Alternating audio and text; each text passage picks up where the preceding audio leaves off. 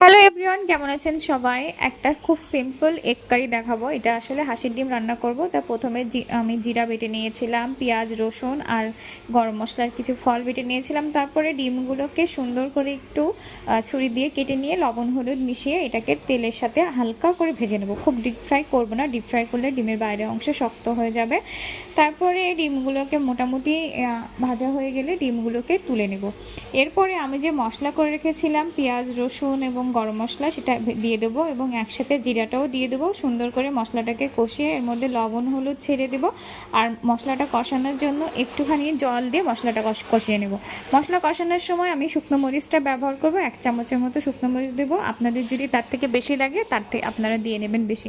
তারপরে মোটামুটি আলুটাও কষিয়ে নেব আর ডিমটা দিয়ে সুন্দর করে নেড়ে চেড়ে এর মধ্যে জল ঢেলে দেবো। জলটা মোটামুটি ফুটে গেলে, ডিমটা মোটামুটি হয়ে গেলে আমি এটাকে নামিয়ে নেব। খুব বেশি ঝোল রাখবো